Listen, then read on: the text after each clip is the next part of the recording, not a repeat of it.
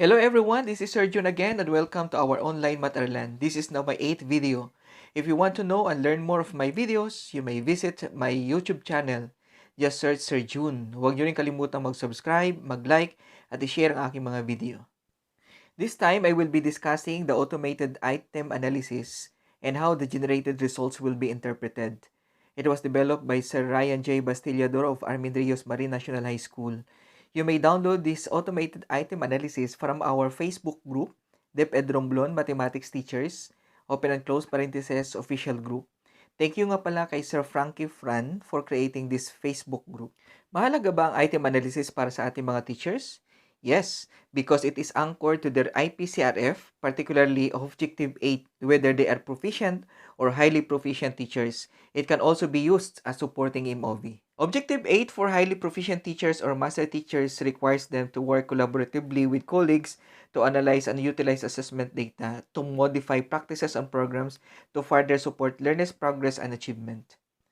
While for proficient teachers, teacher 1 to 3, it requires them to utilize assessment data to inform the modification of teaching and learning practices and programs. Ang main MOV para sa mga master teachers ay accomplished lock plan na nagpapakita ng analysis and utilization of assessment data, samantalang sa mga teachers 1 to 3 ay listahan ng least learned master skills or most mastered skills based on the frequency of errors and correct responses. In terms of supporting MOV for master teachers, pwede mong gamitin ang test item analysis o kaya naman ilistahan ng list mastered skills. Samantalang sa teachers 1 to 3 ay pwede kang mag-attach ng activity log for remediation or enhancement. Magpapakita ako mamaya ng sample na activity log. Doon ko rin sasabihin kung paano ka makakatanggap ng certificate of online participation. Ang automated item analysis na ito ay pwedeng gawing topic sa school learning action cell. Siyempre, ang mangunguna o magtuturo ay mga master teachers o kaya ay school heads. Ito ay naglalaman ng instructional decision na siyang magiging guide ninyo para sa pag-modify ng periodical tests at teaching and learning practices o programs. Sa automated item analysis na ito, hindi mo na kailangan mag-compute pa. Mag-i-interpret ka na lang. You can use the instructional decision guide for the interpretation of your result. Ang kailangan mo lang gawin ay i-encode ang una, total number of items. I suggest na 40 items lang tayo. Siyempre, sa primary, mas mababa pa. Lagi kong sinasabi na ang mathematics requires computation and not just reading and understanding. Kaya kailangan ng mga bata ang medyo mahabang oras. Ang quarterly assessment naman ay hindi principal's tests, hindi rin ito superintendent's test, o kaya ay civil service exam kagaya ng SESWE at iba pa. Sa ating sample, there are only 30 items, so let us encode 30. You may ask, why 30? We will just use this for discussion purposes only, but still we will stick to 40 items for key stage 2 and 3. Ang sunod ay total number of students. In our sample, there are 39 students. Then, encode the number of students in the group. Ang number of students in the group ay yung students sa upper at lower group. Pero paano ba kinukuha ang mga students sa upper at lower group? Simple lang. Arrange the scores of the students from highest to lowest. Then divide the scores into 2. Ang iba ay 3 ang ginagawang paghahati, pero sa atin ay 2 lang. Kung ang number of students ay odd number, tanggalin mo ang isa, yung pinakagitna, para pareho ang number of students sa upper at lower group. Halimbawa, kung ang number of students ay 39, tulad ng ating sample, hindi pwede ang 20. Ang gagamitin natin ay 19, kaya 19 ang students per group.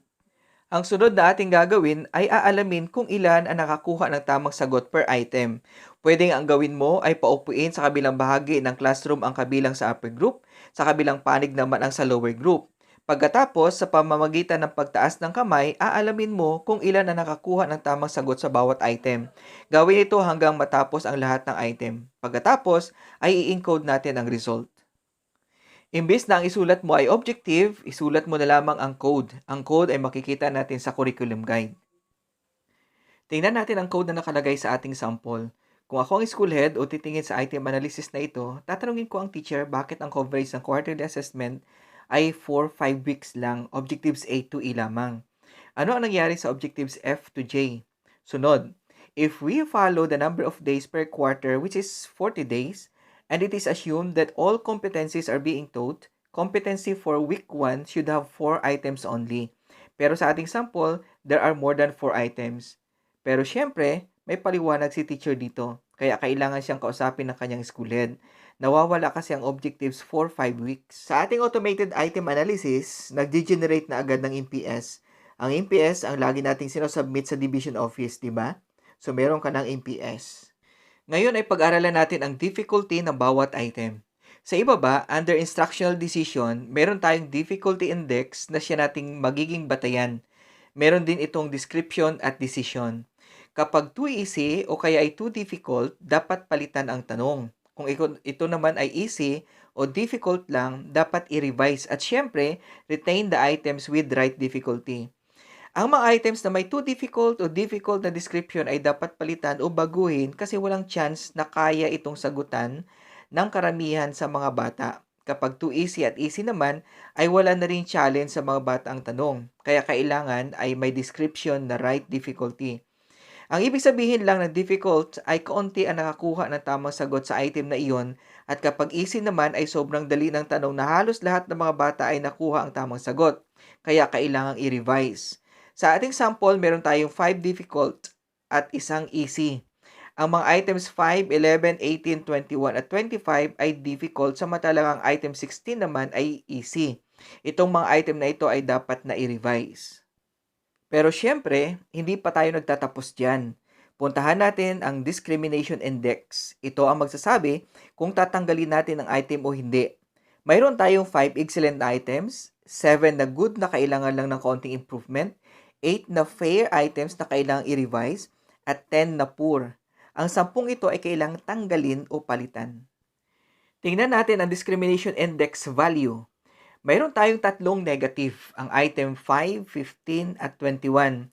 Ang ibig sabihin nito ay mas maraming mga nasa lower group o yung may mga mababang score ang nakakuha ng tamang sagot kesa sa upper group. Considering that the upper group are performing students in your class. Ang ibig sabihin nito, nakakalito ang tanong at maaring tsamba lang ang pagkatama ng mga nasa lower group. Ang mga tanong na ito ay dapat palitan. May mga score ang upper at lower group na pareho tulad ng item 4 at 25. Pero bakit kaya puro pa rin ito at kailangan tanggalin? In our last topic about item analysis, di ba napag-aralan natin that an excellent question can separate performing from non-performing students. So kung pareho ang score nila, hindi natin nalalaman ang mga magagaling at hindi.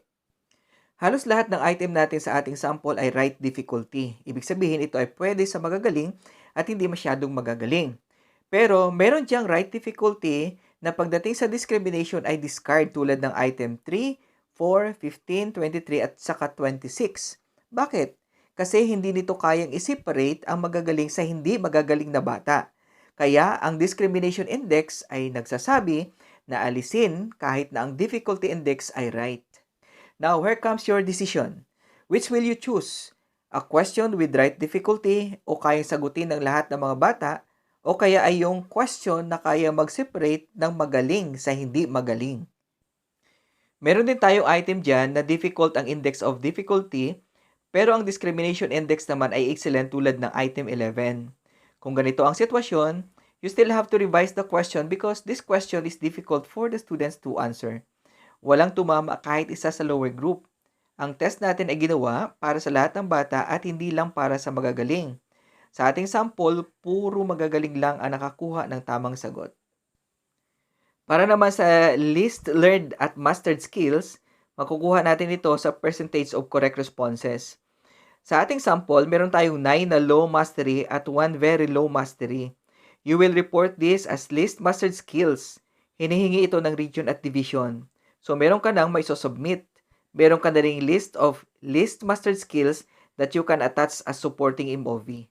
Maliban doon, ito rin ang gagawan mo ng activity log para sa remediation at i-attach mo sa IPCRF as supporting MOV. Gumawa ako ng sample ng activity log, pero pwedeng mag-design ng school ng ibang format ng activity log. Para makakuha ka ng certificate of online participation sa topic na ito, gumawa ka ng sample activity para sa isang learning competency na hindi na-master ng mga bata at i-upload ito as comment sa aking YouTube channel. Pero syempre, titingnan mo rin ang difficulty at index of discrimination kapag ang item ay very low, low mastery, or no mastery at all. Tingnan mo ang item natin na may very low mastery, item number 5. It is not realistic. Bakit? Kasi ang item na ito ay ambiguous, nakakalito o magulo, o hindi masyadong maintindihan ang tanong. Kasi mas marami ang nakakuha ng tamang sagot sa lower group kaysa sa upper group. Hindi ito normal. At kapag nangyari ito, may mali sa tanong. Kasama rin dito ang item 21 na may low mastery. Ang mga item 11, 18 at 25 ay low mastery. Konti lang nakakuha ng tamang sagot sa mga tanong na ito. Kasi ayon sa difficulty index, itong mga tanong na ito ay difficult, kaya kailangang i-revise. Pero kapag ang item ay low mastery, in spite na right difficulty ang item at excellent naman ang pagkagawa ng question, ito talaga ay least mastered competency tulad ng mga item 14, 22, 27, at 28. Ang sunod ay ang standard deviation. Makikita natin na ang standard deviation ay 7.05. Ibig sabihin nito, 7 points above at 7 points below the average or mean. Ang mean natin ay 13. Therefore, the scattering of scores is between 6 and 20. Medyo malaki na ang SD 7. Ibig sabihin, malayo ang alam ng mga magagaling sa mga hindi. Kaya dapat mag-isip ng strategy ang teacher para ang nakakuha ng 6 na score ay tumaas o makasabay sa mga magagaling. The analysis or the interpretation made on the result of assessment should be done in writing so that it could be attached as one of the supporting MOVs to your IPCRF. Diyan po nagtatapos ang ating episode sa araw na ito. Maraming salamat po sa inyong panonood at sana po ay may natutunan kayo sa episode natin ngayon. Aasahan ko po kayo sa susunod nating mat-aralan. Huwag niyo rin pong kalimutang mag-subscribe, mag-like at i-share ang aking mga video. Salamat po!